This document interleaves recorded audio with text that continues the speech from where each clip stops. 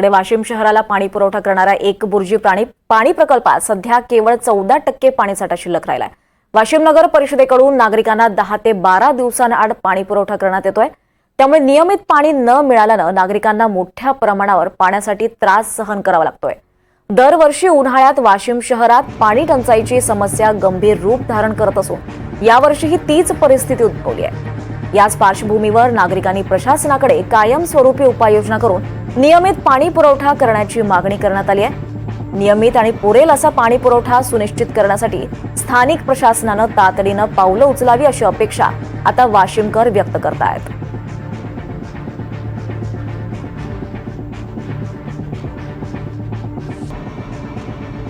रेगबुजी प्रकल्पात केवळ 14% पाणीसाठा शिल्लक आहे।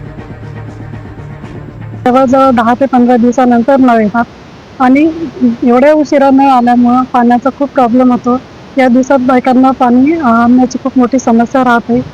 दूरदूरून पाणी आणावं लागतं आणि या दिवसात मुलांना पाण्याचा खूप जास्त वापर करावा लागतो। त्यामुळे पाणी कमी असल्यामुळं तो खूप कठीण परिस्थितीत आहेत आणि जर एवढ्या उशिरा नळ येत असतील तर बायकांनी पाणी आणावं कुठून, या खूप मोठी समस्या आहे। या गोष्टीची प्रशासनाने नोंद घ्यावी।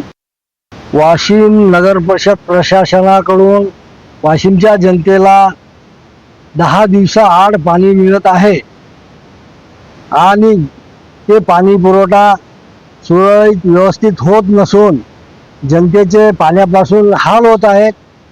तर नगर प्रशासनाने पाणी पुरवठ्यासाठी उपाययोजना करावी आणि जनतेला सहकार्य करायला पाहिजे। जनता ही पाण्यासाठी सायकलवर कॅना लावून पाणी आणत आहेत आणि त्यांचे हाल होत आहेत। येणारे 2 महिने कडक उन्हाचे असल्यामुळं नगर प्रशासनाने याकडे लक्ष द्यायला पाहिजे आणि जनतेच्या पाण्यापासून जी समस्या निर्माण झालेली आहे ती सोडवायला पाहिजे।